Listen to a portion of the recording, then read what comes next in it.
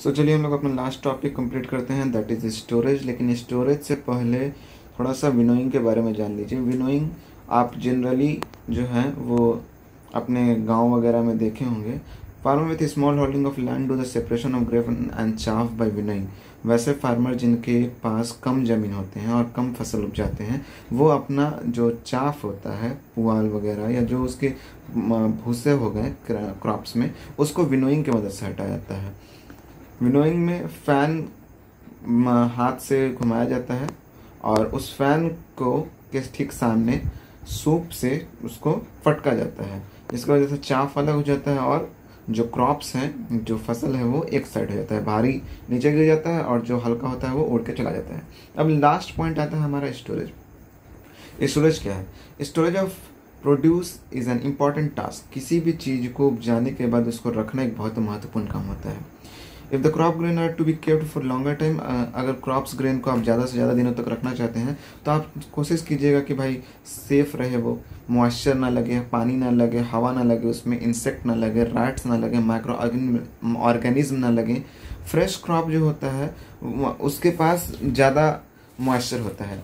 तो अगर हम लोग फ्रेशली हार्वेस्ट करते हैं ग्रेन को और बिना सुखाए उसको रख देते हैं, इसकी वजह से क्या होता है, उसमें माइक्रो ऑर्गेनिज्म लग जाते हैं, ख़राब होने लगता है। जैसे कि चावल वगैरह में देखे होंगे, कभी कभी क्या होता है, चावल के लम्प्स बन जाते हैं, मोटे मोटे चावल के ढेले टाइप के बन जाते हैं। तो ये क्यों होता है? ये इसलिए होता है क्योंकि चावल जो होता है वो हल्का गीला हो गया या पानी पड़ गया, जिसकी वजह से वो लम्प्स मोटे मोटे बन जाते हैं।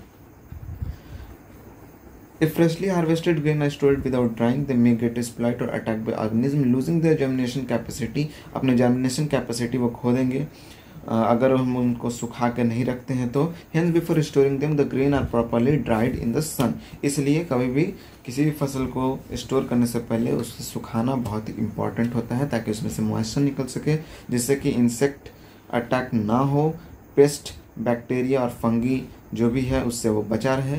फार्मर जो होते हैं वो स्टोर करते हैं, गोदाम होता है छोटा मोटा फार्मर का। I saw my mother putting some dried neem leave in an iron drum containing wheat, I wonder why. यहाँ पे पहली देखी कि उसकी माँ जो है वो कुछ नीम के उसकी माँ क्या करती है, कुछ नीम के पत्ते इस्तेमाल करती है आयरन ड्रम में रखने के लिए, जिसमें चावल वगैरह रखे जाते हैं। उस ड्रम में कुछ नीम की पत्तियाँ डाल देती हैं। ऐसा क्यों होता है? ऐसा इसलिए होता है क्योंकि नीम जो होता है वो सबसे बेस्ट एंटी बैक्टीरियल होता है, उसमें के वजह से बैक्टीरिया जल्दी नहीं लगते हैं, और इसका इस्तेमाल क्या करते हैं, गाँवों में किया जाता है ताकि ना लगे। अब यहाँ पे अगर टेक्नोलॉजी की बात की जाए, बहुत अच्छा टेक्नोलॉजी है, बहुत ज़्यादा प्रोडक्शन हो रहा है, तो ऐसे बड़े बड़े स्टोरेज फैक्ट्री बनाया जाता है जहाँ पे ग्रेन्स को स्टोर किया जाता है और उनको संभाल के रखा जाता है, ताकि इनमें हवा, मॉइस्चर, पानी, इंसेक्ट सब बचे हुए रहें। जब ये सारा प्रोसेस कंप्लीट हो जाता है तो उसके बाद जूट बैग में रखा जाता है या मेटालिक बिन्स में रख दिया जाता है, या फिर सिलॉस या ग्रेनरीज जिनको हम लोग बोलते हैं, वहाँ पे इनको रख दिया जाता है, प्रोटेक्ट किया जाता है। ड्राई नीम का इस्तेमाल फूड ग्रेन्स में घर में इस्तेमाल किया जाता है, ताकि वो क्योंकि हमारे पास गोडाउन्स तो होते नहीं हैं, तो केमिकल ट्रीटमेंट से बचने के लिए गाँव के लोग नीम का इस्तेमाल करते हैं, और नीम सबसे बेस्ट चीज़ होता है। And the last topic is animal husbandry. देखिए, एनिमल हस्बेंड्री के बारे में आप सुने होंगे, जानते होंगे। एनिमल हस्बेंड्री अलग अलग तरीका का होता है, जैसे कि मछलियों का पालन करना, मधुमक्खियों का पालन करना, फिर क्या कहते हैं, सिल्कवॉर्म का पालन करना, ये सारा एनिमल हस्बेंड्री के अंदर आता है। क्या कहते हैं, हेंस का पालन करना, ये सारी चीज़ें एनिमल हस्बेंड्री के अंदर आता है। एनिमल हस्बेंड्री बहुत ही ज़्यादा केयर के साथ हैंडल करना पड़ता है। गायों का पालना हो गया या मुर्गियों का पालना हो गया, इन सब चीज़ों पे बहुत ज़्यादा ध्यान देना पड़ता है, क्योंकि इससे क्या होता है कि अगर किसी एक जानवर को कोई बीमारी हो जाती है तो उसकी वजह से दूसरे जानवरों को बड़ी तेज़ी से हो जाती है। गायों को रखा तो गाय का गोबर वगैरह साफ़ करते रहना चाहिए, उनके रहने का स्थान सही होना चाहिए, हवा पानी उनको सही मिलता रहना चाहिए, उनका गोबर उठाना चाहिए, मच्छर वहाँ ना लगे, क्योंकि उन मच्छरों के कारण जो है वो डेंगू होता है। मलेरिया जो नॉर्मल मच्छर हमें काटते हैं, फीमेल एनाफिज, और डेंगू के लिए भैंस वगैरह, गाय वगैरह के गोबर के पास जो मच्छर नज़र आते हैं वो ही मच्छर डेंगू के लिए होते हैं। एनिमल हस्बेंड्री में प्रॉपर फूड, शेल्टर, केयर, इन सब चीज़ों पे ध्यान दिया जाता है।